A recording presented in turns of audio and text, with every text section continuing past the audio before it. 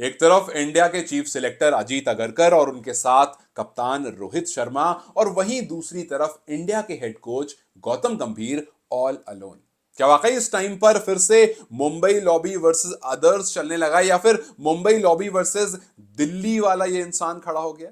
अगर आप भी उनमें से हैं जो कल इंतजार कर रहा था कि यार चैंपियंस ट्रॉफी का स्क्वाड क्यों नहीं आया, 12:30 की टाइमिंग थी, 2-2:30 बजे तक लोगों ने इंतजार करा, तो अब जाकर के पता चलता है कि वहां तो बहस हो रही थी। गौतम गंभीर की डिमांड को हर बार खारिज कर दिया जा रहा था। रिपोर्ट में आया कि गौतम गंभीर ने कहा कि भैया मुझे वाइस कैप्टन हार्दिक पांड्या चाहिए, लेकिन रोहित शर्मा और अजीत अगरकर ने कहा कि नहीं नहीं, शुभमन गिल श्रीलंका वाली सीरीज में भी थे, यहां पर भी वही रहेंगे और आगे वाइस कैप्टन हमारे शुभमन गिल ही रहेंगे।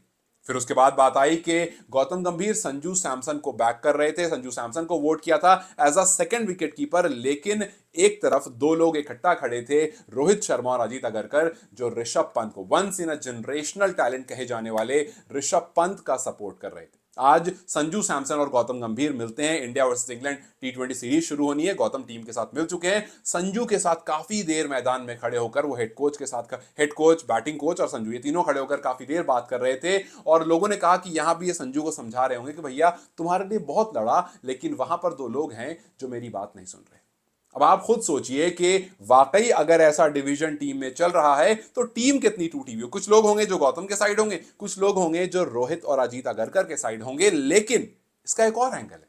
इसका दूसरा एंगल यह है कि जब बॉर्डर गवास्कर ट्रॉफी चल रही होगी, चल रही थी, तो आपको याद होगा कि उस टाइम पर अचानक से खबर निकल कर आई थी कि यार गौतम गंभीर को तो चेतेश्वर पुजारा चाहिए थे, लेकिन टीम ने उनको पुजारा लाकर दिया। और ये कहानी तब आई थी जब इंडिया मैचेस हारने लगा था, ना कि तब जब इंडिया पहला मैच जीता था। तो क्या वाकई हर बार जब हम बैकफुट पर आते हैं तो गौतम गंभीर ये कोई बेचारा वाला एंगल लेकर के, या फिर गौतम गंभीर की एक पीआर टीम या कोई भी एक गौतम गंभीर को बेचारा बनाने की कोशिश करती है? क्योंकि ये वही गौतम गंभीर हैं जिन्होंने बीसीसीआई से highest paid ever head coach बने हैं, जिन्होंने बीसीसीआई से वो लिस्ट दी कि भैया मुझे फलां चाहिए, फलां चाहिए, फलां चाहिए, और सारे फलां इनको मिल गए। सब कुछ जो उन्होंने डिमांड करा सब मिल गया। तो जो इंसान बीसीसीआई को एक एक पॉइंट के लिए कन्विंस कर सकता है, क्या वो इंसान अजीत अगरकर और रोहित शर्मा को कन्विंस नहीं कर पा रहा है? या फिर वहां पर ये दोनों इन्वॉल्व नहीं थे इसलिए आसानी से कन्विंस हो गए? यहां पर वो पुरानी मुंबई लॉबी फिर से एक्टिवेट हो गई है, जिसको गेट थ्रू करना बहुत ज्यादा मुश्किल है। खैर, कहानी में गौतम सही है या रोहित या फिर अजीत अगरकर साथ में सही है ये तो नहीं पता, लेकिन ये जरूर पता है कि अगर ये डिवीजन इसी तरह से चलता रहा तो टीम आपको चैंपियंस ट्रॉफी लिफ्ट करती हुई नहीं दिखेगी। बिकॉज वो राहुल द्रविड़ की टीम थी जो इकट्ठा थी, जो रोहित शर्मा और राहुल द्रविड़ आपस में एक दूसरे को कन्विंस किया करते थे। जहां पर राहुल द्रविड़ ने कहा था कि यार मैं ओडीआई वर्ल्ड कप के बाद कंटिन्यू नहीं करूंगा, तो रोहित शर्मा ने कॉल करके कहा कि राहुल भाई एक और टूर्नामेंट रुक जाओ, टी20 वर्ल्ड कप रुक जाओ, फिर चले जाना, नहीं रोकूंगा। कप्तान ने हेड कोच को रोका था। वो एनवायरमेंट अलग था, वो टीम अलग थी, वो इकट्ठा थी। यहां पर ये टीम टूटी हुई है।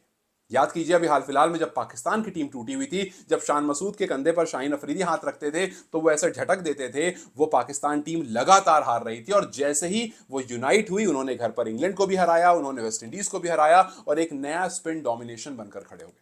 सो टीम अगर यूनाइट नहीं होगी तो आप जीतना तो भूल जाओ। और बिल्कुल इस टाइम पर ये टीम वही दिख रही है जिसके बारे गौतम गंभीर ने कहा कि भाई हम 1-1.5 महीना टूर करके आ गए ऑस्ट्रेलिया का, लेकिन सिर्फ एक दिन ऐसा हुआ जब टीम ने साथ में बैठकर डिनर करा।